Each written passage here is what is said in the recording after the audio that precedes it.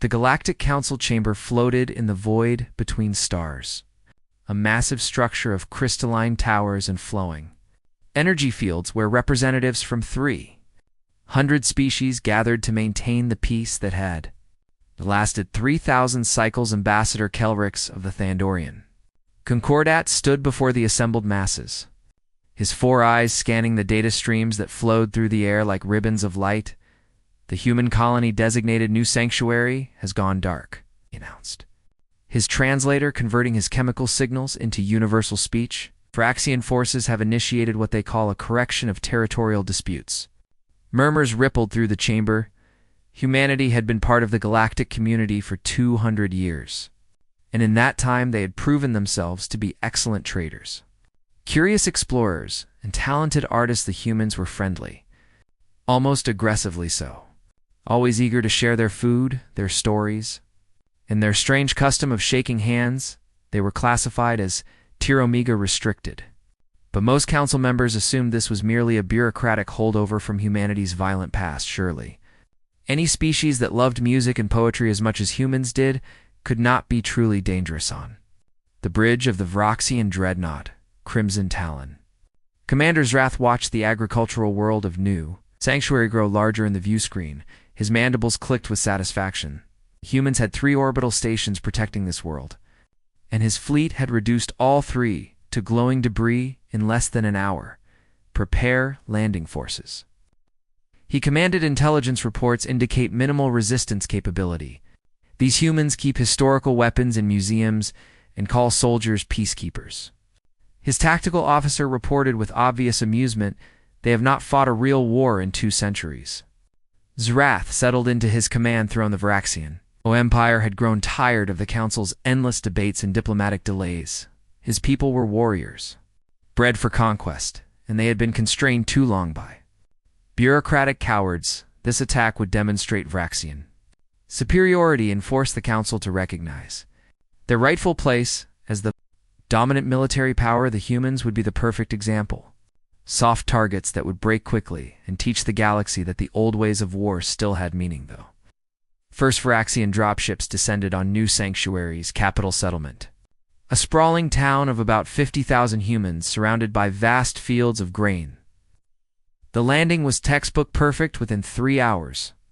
Varaxian troops had secured the main administrative buildings, the communications hub, and the central power station. They herded human civilians into designated containment zones, expecting fear and submission. What they got instead was strange. The humans complied with orders, moving where directed. But there was something in their eyes that made even experienced Varaxian soldiers uncomfortable. They were too calm, too observant, watching everything with an intensity that felt predatory. Broadcast our victory across all galactic channels. Zrath commanded from orbit.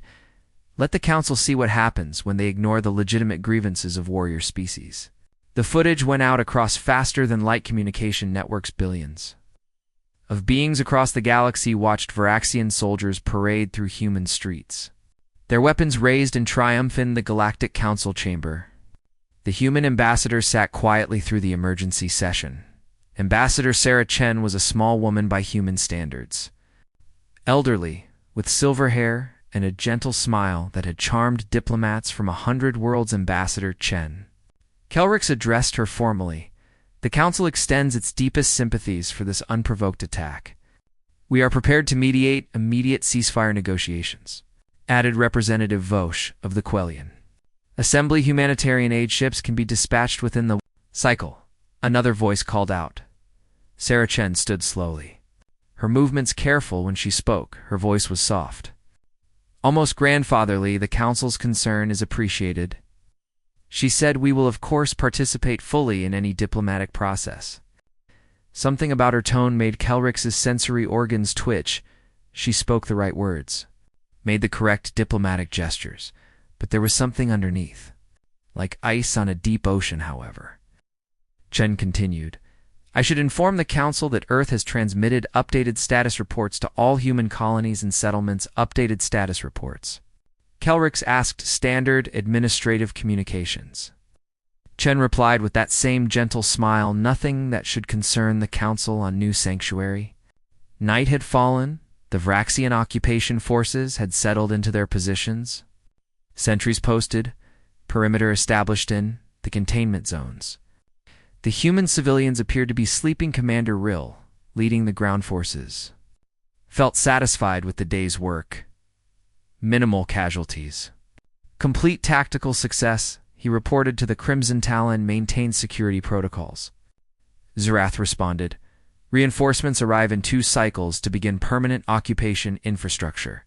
What Uriel did not see was the activity in the basements and root cellars beneath the quiet human home. Stamis Kowalski, a farmer who grew hybrid wheat and taught elementary school history, carefully opened a sealed container his grandfather had buried 40 years ago. Inside were things that officially did not exist anymore. Detailed technical manuals, component parts, and very specific instructions. Is this real, Grandpa Tom? His teenage granddaughter Maya whispered. Staring at the contents. History isn't just stories, sweetheart, Thomas replied, his hands already sorting components with practiced efficiency. It's memory the old lady told us to remember.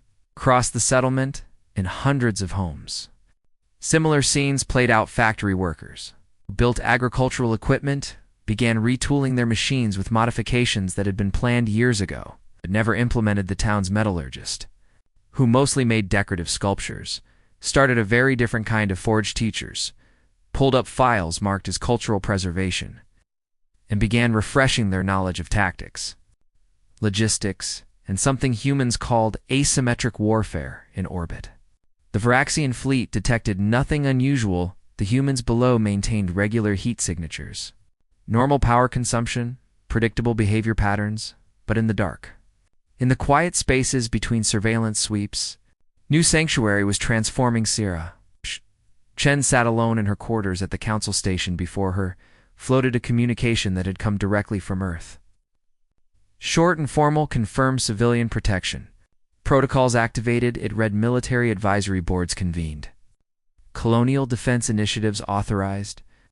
Under Treaty Article 7, she drafted her response with careful precision. Confirmed. She wrote diplomatic channels. Remain fully operational. Recommend Council archive. Review of human integration documentation.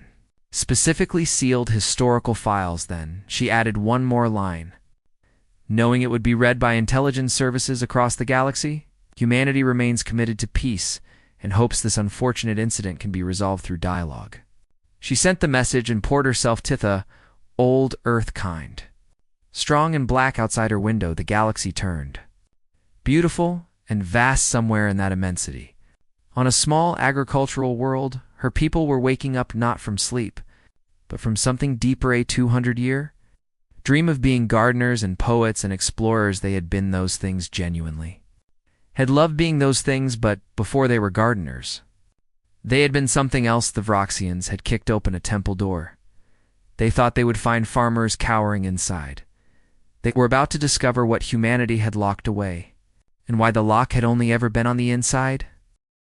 The Galactic Council's emergency diplomatic corps arrived at the edge of New Sanctuary's star system exactly 36 hours after the initial Veraxian assault. The delegation consisted of 12 species renowned for their mediation skills, led by Ambassador Kelrix himself. They broadcast peaceful intentions on all frequencies and requested permission to establish negotiations between the occupying Veraxian forces and human colonial representatives. Commander Zereth, still aboard the Crimson Talon in high orbit, granted them approach clearance with barely concealed contempt. Tell them the humans have already accepted their new status, he told his communications. Officer, there is nothing to negotiate, except terms of permanent Veraxian administration. On the surface, something had changed. The Veraxian troops had noticed it first during their morning patrols. The human containment zones were still full, the head count still correct. But the atmosphere felt different. Where yesterday the humans had seemed merely calm, today they seemed absent. Like their minds were somewhere else entirely. They're too quiet. Lieutenant Kreesh reported to Commander Uriel. No children crying. No adults arguing. They've just accepted reality, Uriel replied. Though he did not quite believe his own words, what worried him more was the settlement itself when his forces had arrived. New Sanctuary had been a typical agricultural colony. Simple buildings, wide streets, everything designed for efficiency and peaceful living now. Walking through those same streets, they felt different. The angles seemed wrong. Somehow sightlines that should have been clear were blocked. Intersections that had seemed random now formed choke points. Has the town always looked like this? He asked his tactical officer. The officer reviewed aerial scans from the previous day. Yes, Commander, came the uncertain reply. No structural changes detected, but both of them felt it. The settlement had transformed from a peaceful town into something that felt like a trap waiting to close on Earth. In the ancient city of Geneva, aka the Emergency Defense Coordination Council met for the first time in 207 years. The chamber was deep underground, maintained by automated systems that had never stopped. Running Director James Martinez stood before the assembled representatives from Earth's 7 continental government's new sanctuary has confirmed civilian protection protocols are active, he reported there. Buying time, how long until Varaxian reinforcements arrive? Asked the African Union representative. 43 hours. Martinez replied, they're sending an entire occupation fleet, 12 capital ships, 60 support vessels, enough troops to garrison every human colony in the sector. And our response? Martinez pulled up a holographic display per treaty agreements. We've notified the Galactic Council of our intention to exercise self-defense rights under Article 7. The Council is currently debating appropriate diplomatic responses. They think they have time for debates. They don't understand what they're dealing with, Martinez said quietly. Most Council species haven't fought a real war in millennia. They've forgotten what war actually looks like when waged by a species that evolved doing it. He highlighted a star map showing human colonies, trading posts, and exploration vessels. All colonial militias have activated Earth fleet assets or moving to designated rally points, and I've authorized activation of the Historian Corps. The room went very quiet. The Historian Corps was not listed in any official military documentation. As far as the galaxy knew, they were academics who studied and preserved human cultural heritage. The galaxy did not know was that preserving heritage meant maintaining complete tactical and strategic knowledge from 10,000 years of human warfare. A new sanctuary. Thomas Kowalski gathered with 30 other historians in the basement of what had been the town's cultural center. Space was larger than it appeared from above, with rooms that extended deep into the bedrock. Situation analysis, Thomas said. Falling easily into the role of tactical coordinator, we have approximately 1,200 combat-capable adults. Another 300 with support training against 4,000 Varaxian soldiers, added Maria Santos, who taught music at the local school and had once been a logistics officer in Earth's disaster response corps with reinforcements incoming. Conventional engagement would be suicide, Thomas continued, so we don't fight conventionally. He pulled up maps of the surrounding terrain on a display that had been hidden behind what appeared to be a historical mural. The Varaxians are occupiers, which means they're thinking in terms of control and suppression. They've read Galactic Standard Doctrine on occupation procedures. They expect us to either submit or mount a desperate, disorganized resistance that they can crush. We're going to give them something they don't have. Doctrine for Maya. His granddaughter raised her hand. She was 17 and had never seen violence in her life. But her eyes were bright with understanding. Asymmetric warfare. She said, make them fight on our terms. Not theirs, exactly, Thomas replied. Feeling both pride and sadness, we turn the settlement into a puzzle box. Every street becomes a question they can't answer. Every building becomes a problem without a clean solution. We don't try to defeat their army. We make them defeat themselves trying to fight the enemy they can't find. Over the next 30 hours, New Sanctuary transformed in ways the Varaxian sensors could not detect. The humans, still compliant and quiet in their containment zones during the day, worked through the nights with careful precision. They did not build fortifications or create obvious defensive positions. Instead, they made subtle changes. A drainage pipe here, a ventilation shaft. Their walls that looked solid but had hidden passages. Buildings connected by tunnels that had always existed but never appeared on official maps. The first human settlements on other worlds were built by engineers who remembered Earth's history. Thomas explained to the younger volunteers they knew peace wouldn't last forever, even if they hoped it would, so they built colonies that could be farms or fortresses. Depending on necessity, meanwhile, the Varaxian reinforcement fleet was making good time. Admiral Kreeth, commanding from the super dreadnought Eternal Victory, reviewed the reports from New Sanctuary with satisfaction, a clean occupation. He told his staff the humans understand the reality of power when we arrive.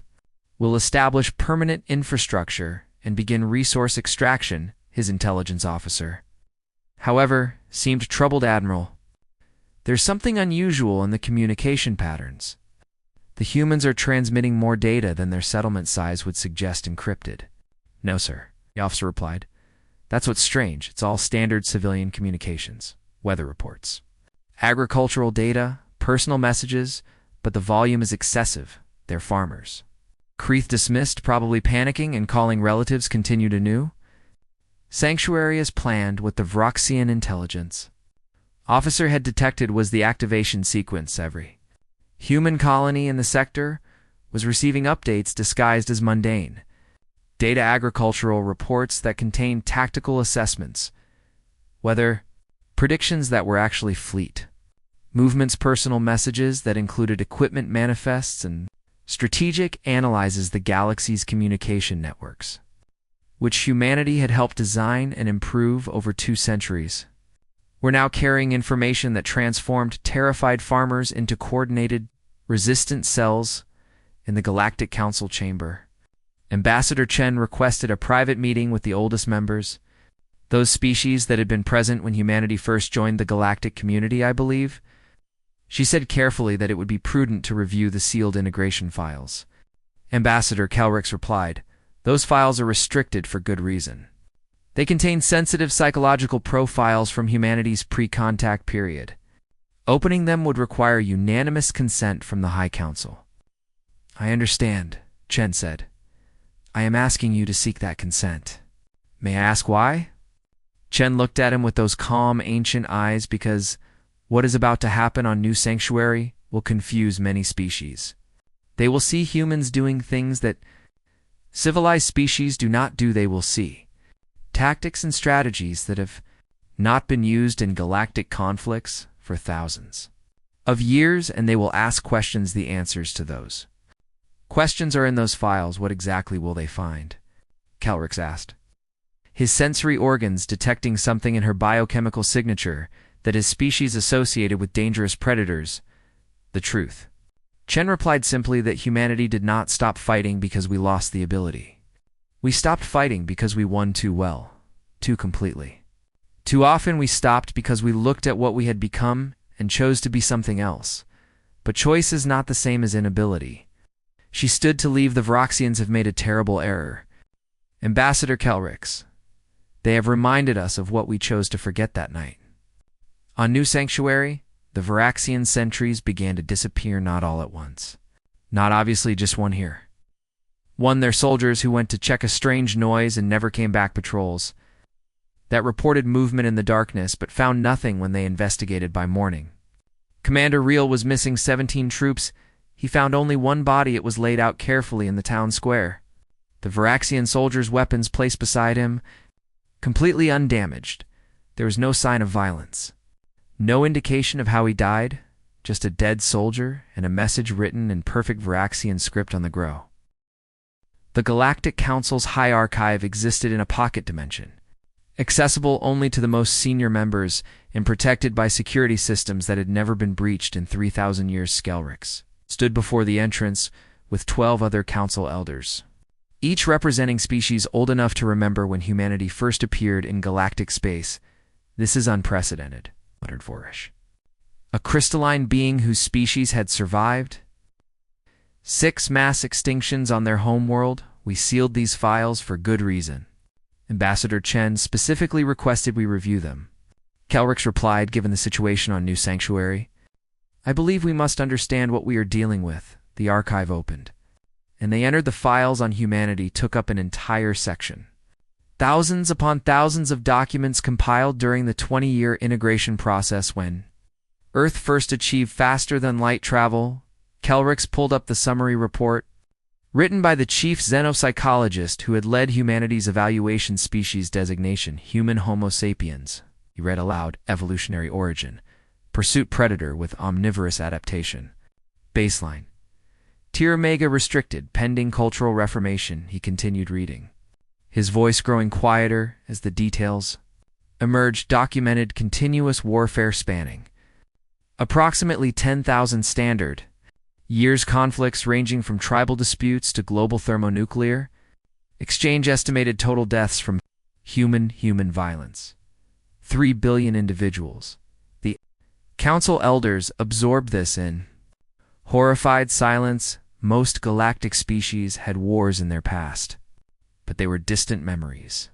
Brief periods of violence that ended when civilization developed. 3 billion dead meant that humans had industrialized killing the same way other species industrialized manufacturing. There's more, Calric said.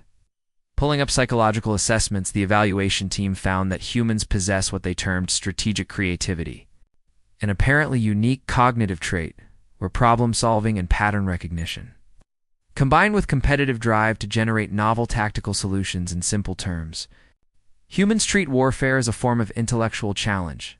They don't just fight to win. They fight to solve the puzzle of defeating their opponent. Vorash extended a crystalline appendage toward another file. What's this one? Cultural mythology assessment. Calrix opened it and immediately wished he had not. The evaluation team analyzed human storytelling traditions, he said slowly. They found that approximately 40% of human cultural narratives involve warfare, strategic thinking, or competitive conflict. Their entertainment, their literature, their games, all structured around simulated combat scenarios. The team's conclusion was that humans are psychologically adapted to find warfare intellectually and emotionally satisfying. They don't just fight when necessary. They've built entire cultural frameworks around the concept of strategic competition. Another file caught Kelrix's attention. Integration protocol recommendations. He opened it with mounting dread. The evaluation team's recommendation was unanimous rejection of humanity's application for galactic citizenship. He read reasoning. Species demonstrates psychological predisposition toward violence incompatible with peaceful coexistence. However, this recommendation was overridden by the council leadership. Based on humanity's self-imposed weapons prohibition and their voluntary cultural reformation program, the council determined that humans had already begun suppressing their own violent tendencies and should be given opportunity to integrate under careful monitoring. So we didn't suppress them, Vorash said quietly. They suppressed themselves. And we just agreed to help maintain it. Yes. Kelrix confirmed the chemical regulators, the cultural conditioning programs, the military service restrictions, all of those were human proposals. They asked us to help them stay peaceful on New Sanctuary. The situation had deteriorated into something Commander Rill had no doctrine for Varaxian. Occupation Force was now missing 47 soldiers over 3 days. And they had not fired a single shot in anger.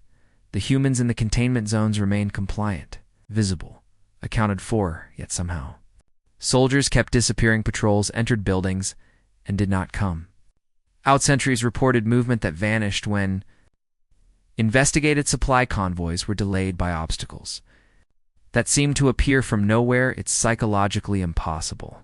Ural's intelligence officer insisted we have the civilians under surveillance. There are no unaccounted individuals, no hidden populations. The humans we're watching cannot be the ones conducting these operations. But they were. Thomas Kowalski moved through the network of passages beneath New Sanctuary with practiced easy above him. His neighbors sat in the containment zone reading books and playing cards, their biosignatures steady and calm for any Varaxian scanner below. Thomas and his team prepared the next phase. The reinforcement fleet arrives in 18 hours, Maria Santos reported, her voice crackling over their encrypted communication system. Intel suggests they're bringing occupation resource extraction equipment, the works they're planning to stay. Thomas acknowledged, which means we escalate. He pulled up a tactical map showing the Varaxian positions throughout the settlement phase to begins at dawn. He said we stop being ghosts and become a nightmare in orbit. Commander Zarath received Real's latest report with growing anger. 47 soldiers gone, and you cannot explain how? He demanded. Sir? I believe we should withdraw to fortified positions until the reinforcement fleet arrives. Ural suggested there's something wrong about this place. Something wrong? They are farmers. Zarath roared. You command 4,000 elite Varaxian shock troops. You will maintain occupation posture and prepare to transition command to Admiral Kreeth when he arrives. If you cannot handle a few primitive colonists, I will find someone who can. The communication ended, leaving Yrel staring at static around him. His command staff exchanged worried glances. They were warriors, trained and experienced. But this was unlike any combat scenario in their education. The humans were not fighting.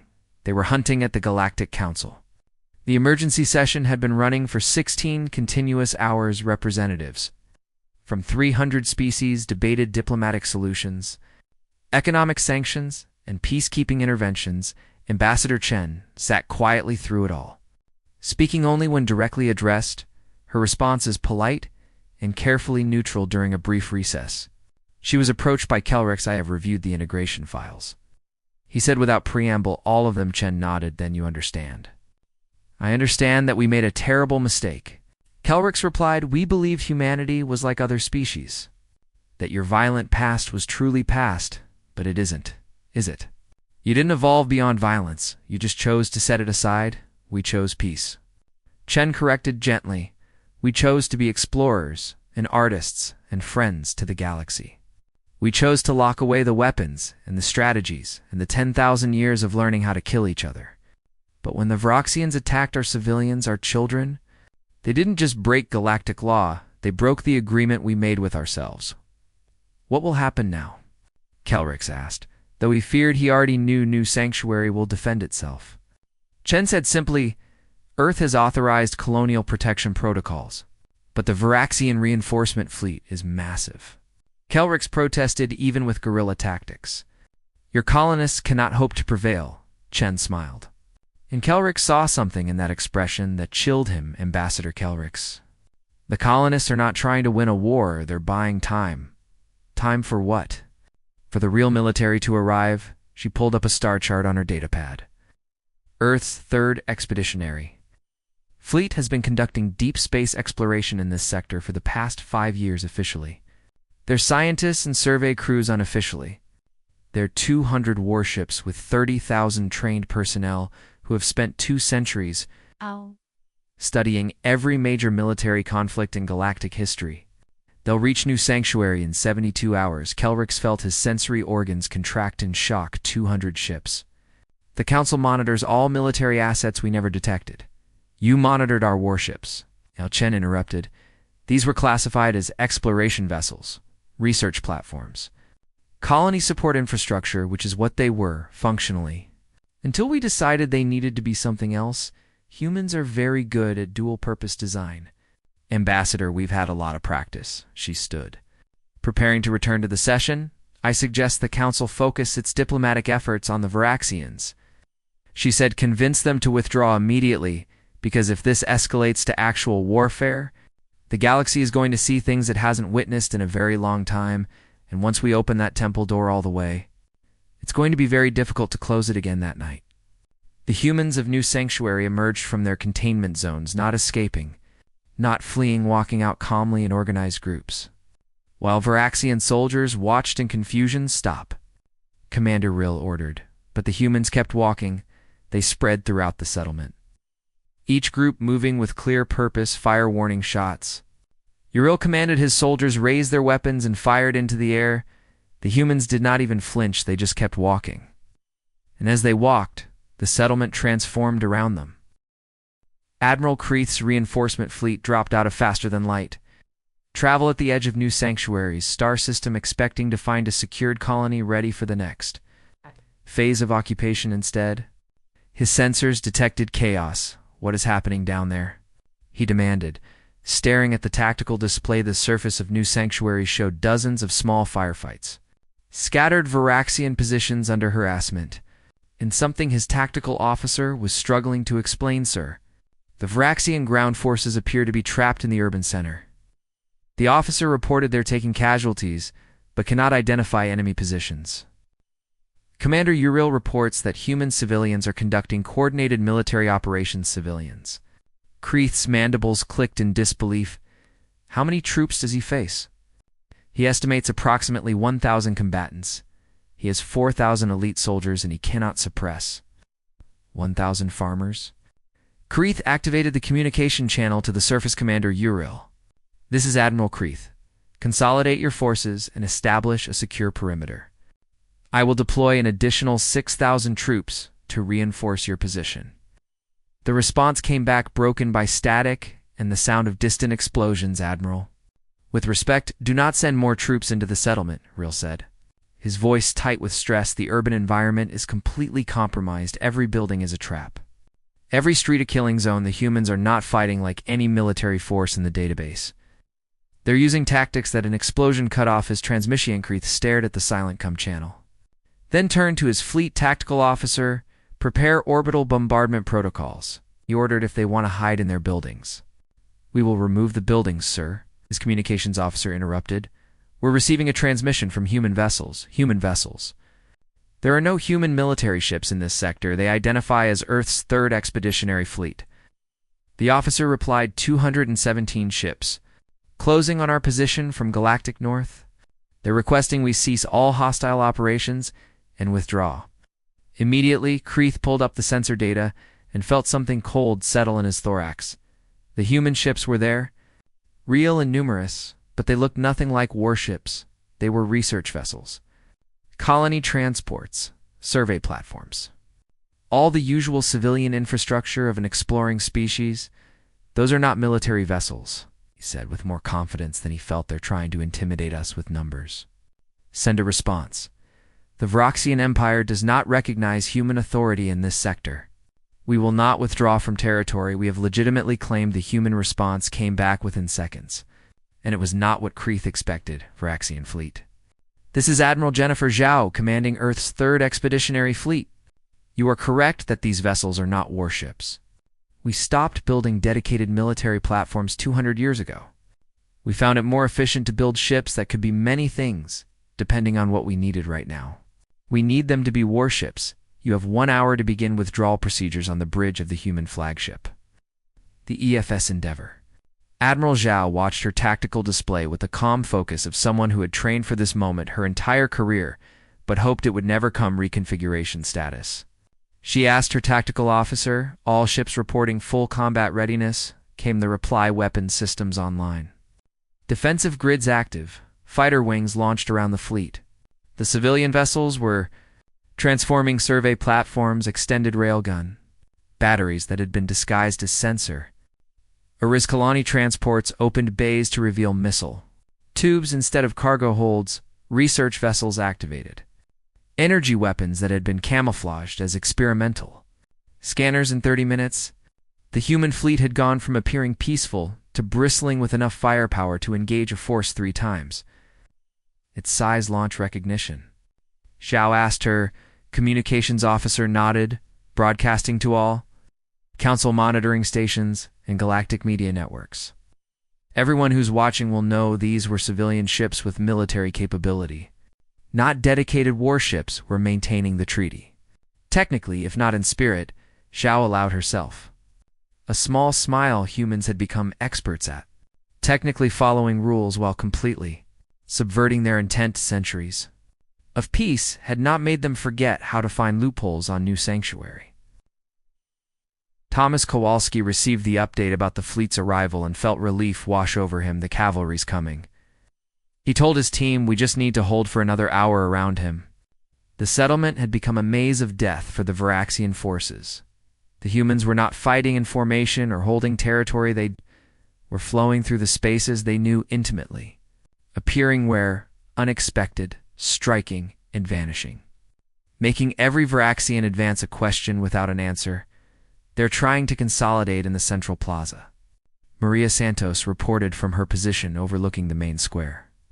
Looks like they're preparing for orbital bombardment. Thomas pulled up his tactical map.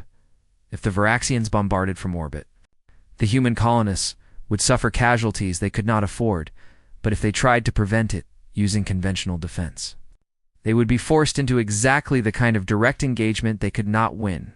We need to make them think bombardment won't work. Oh, Thomas said slowly. An idea forming, make them believe we have defenses they haven't detected.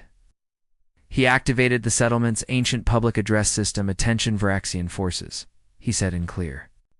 Varaxian, you are currently surrounded by a network of subterranean tunnels containing Type 7 fusion charges. If you attempt orbital bombardment, we will detonate them simultaneously.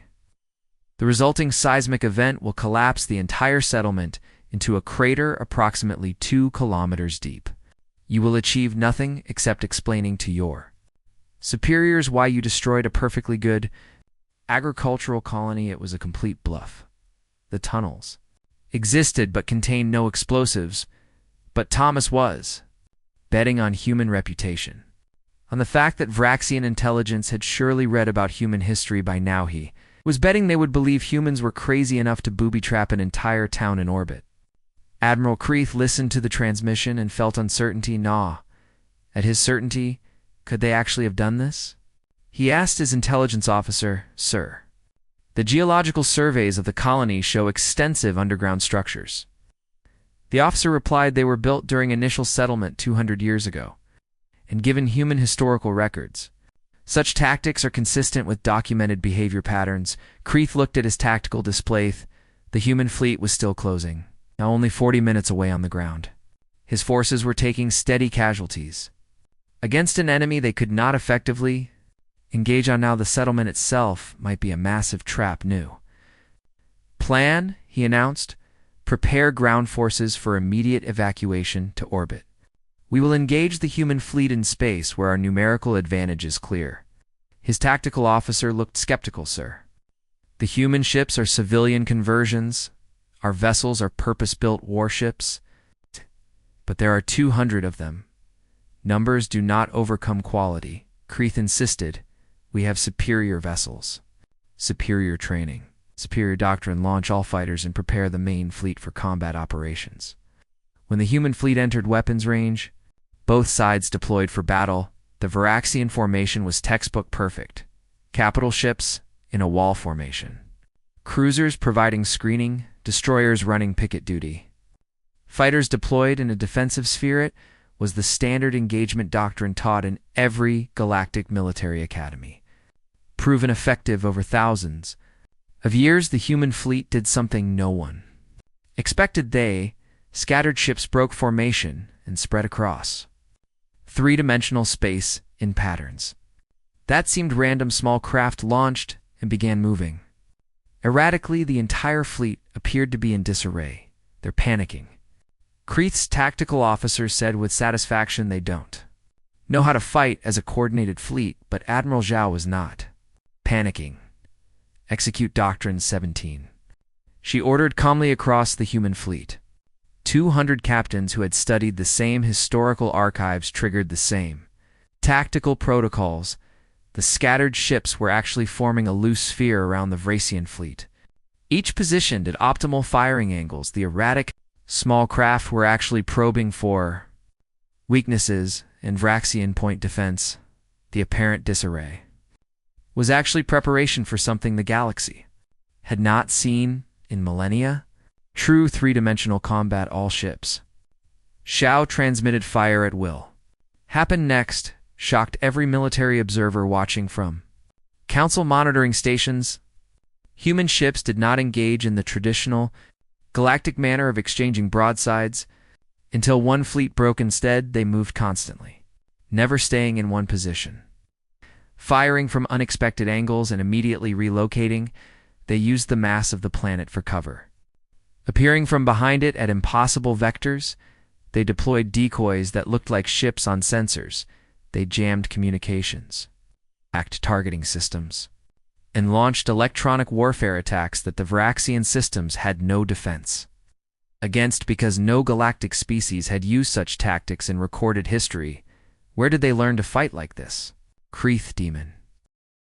The Galactic Council chamber had never been so crowded. Representatives from all 300-member species attended in person rather than via holographic projection, and the gallery was packed with observers, journalists, and citizens from across known space, everyone wanted to witness what would happen next, the war.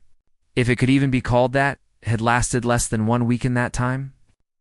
Humanity had transformed from peaceful explorers into something that made military. Strategists across the galaxy revised centuries of tactical doctrine. Footage from New Sanctuary played on every network, farmers using terrain like weapons. Civilians executing military maneuvers that professional soldiers could not counter. Colonists who turned an entire settlement into a three-dimensional battlefield, and then there was the fleet engagement, the recording of Earth's third expeditionary fleet dismantling. A Vraxian battle group had been analyzed by every military academy and council space, not because the humans had won, but because of how they won. They fought with a creativity and adaptability that seemed almost alien, constantly innovating, never repeating tactics, treating combat as a problem to solve rather than a ritual to perform. The council recognizes Ambassador Chen of Earth, Kelrix announced. His voice formal and careful. Sarah Chen rose slowly, feeling the weight of 300 species' attention on her. Thank you, Council Speaker, she began.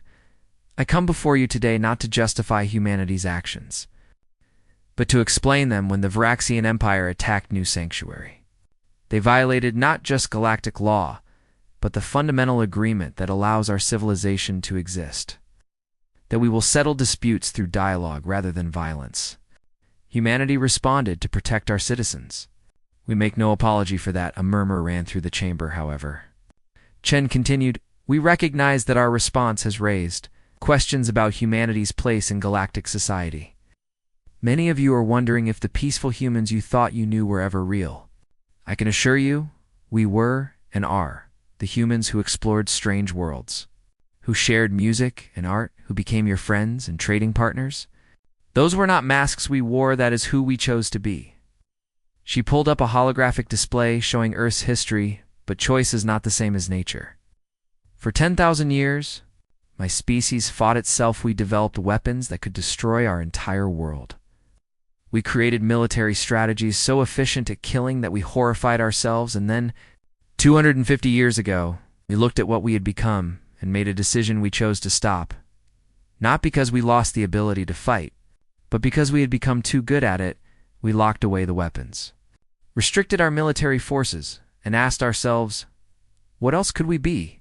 The chamber was silent now for 2 centuries. We explored that question, Chen said. We became artists, scientists, explorers. Friends, we were genuinely happy being those things, but when someone kicked down our door and attacked our families, we remembered what we had been before, and we used that knowledge to protect what we had built. She looked directly at the Vraxian delegation, who sat in isolated seats under heavy guard. The Vraxian Empire has already sued for peace, she continued. They have agreed to complete withdrawal from all human territories and to pay reparations to the families affected. We have accepted these terms, but the question remains, what happens now? How does the galaxy live alongside a species that can turn peaceful colonies into fortresses overnight, that can convert exploration ships into warships, that treats warfare as an intellectual exercise? Kelrick stepped forward. The council has been deliberating on exactly that question. Said the traditional approach would be to increase restrictions on humanity, to impose stricter controls and monitoring. However, we have reviewed the integration files from 200 years ago. We now understand that humanity's previous restrictions were not imposed by us, but requested by humanity itself, which raises an important point. If humans suppressed themselves before, and that suppression failed to prevent what we just witnessed, then what would more restrictions accomplish? He pulled up a new document, therefore. The Council proposes a different approach. The Treaty of Mutual Understanding and Deterrence. The proposal appeared on displays throughout the chamber. Under this treaty, Kelrix explained, humanity would maintain full military capabilities openly and transparently. No more disguising warships as research vessels, no more hiding combat training as historical education. Instead, Earth would acknowledge its military strength and place those forces at the Council's disposal as a peacekeeping and enforcement arm. The chamber erupted in debates. Some species shouted approval. Others voiced concerns, and a few demanded immediate rejection. Calyx called for order. Let me be clear, he said this. Proposal includes significant oversight mechanisms. Human military forces would operate under Council authority when deployed. Joint training programs would be established between human and Council forces, and most importantly, cultural exchange programs would ensure that humanity remains integrated with galactic society rather than isolated. The goal is not to create a galactic military dictatorship with humans at its head. The goal is to acknowledge reality and work with it rather than against it. Ambassador Chen listened to the proposal with carefully neutral expression. She felt relief mixed with concern. This was better than she had hoped, but would require careful navigation. Earth would be willing to consider such a framework, she said, diplomatically, with the understanding that our primary commitment remains peaceful cooperation. We do not want to be the galaxy's warriors. We want to be the galaxy's friends, who happen to be very good at protecting those friendships when threatened. Over the next 3 months, the treaty took shape through countless negotiations and revisions. The final document was a masterpiece of diplomatic compromise. Human military forces would be maintained openly, with their capabilities registered with Council security services, would provide training to Council species who requested it, sharing tactical and strategic knowledge freely in exchange. Human forces would serve as rapid response peacekeepers, authorized to intervene in conflicts that threaten civilian populations. Joint command structures would ensure Council oversight of major military operations. Perhaps most importantly, mandatory cultural exchange programs would bring human artists, teachers, and civilians to work alongside Council species, ensuring that humanity's martial capabilities never overshadowed their peaceful achievements. The signing ceremony took place on New Sanctuary itself. In the settlement that had started everything, the town had been rebuilt, but subtle changes remained. Buildings that could transform from homes to fortification streets designed for both commerce and combat. A colony that was simultaneously a farm and a fortress. Thomas Kowalski stood with his granddaughter Maya watching the ceremony. On a large screen in the town square around them, neighbors who had fought together just months ago now prepared for the harvest season. Do you think it will work, Grandpa? Maya asked the treaty. I mean, will the galaxy really accept us as we are? Thomas considered the question carefully. I think, he said slowly, that the galaxy just learned an important lesson. They learned that suppression and restriction don't create peace. Choice creates peace. For 200 years, we chose to be peaceful because we wanted to be, not because we had to be, and that choice was stronger than any restriction could have been. He gestured at the ceremony. This treaty acknowledges that. It says, humans can be warriors, but they can also be so much more.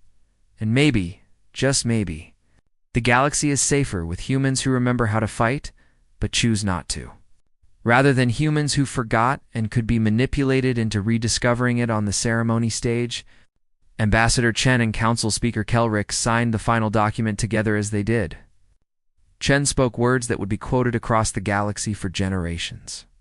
We are not warriors because we love violence, she said. We are warriors because we loved peace enough to fight for it. We chose to be gardeners and artists and explorers. We chose to set aside the weapons and the strategies and the 10,000 years of warfare. But when someone threatened the gardens we had planted, we remembered why we learned to fight in the first place, not for conquest, not for glory, but for protection. We hope the galaxy never needs us to be warriors again, but if that day comes, know that we will stand watch. The treaty was ratified by unanimous vote that night. There was celebration across New Sanctuary. Humans who had fought together danced and sang, relieved that the crisis had passed. But in quiet moments, Thomas found himself looking up at the stars somewhere out there. Earth's fleets patrolled the borders. Colonists on 100 worlds maintained their dual-purpose settlements in the archives. The historical records remained carefully preserved. The temple door had been opened, then carefully closed again, but everyone now knew it was never locked. It had only ever been held shut by choice, and perhaps that was better. Perhaps that was better. Perhaps the galaxy was safer knowing that somewhere among the stars there were beings who had mastered the art of war so completely that they chose to master the art of peace. Instead, but who would remember both and who would stand ready if peace ever failed again? Thomas smiled at the thought.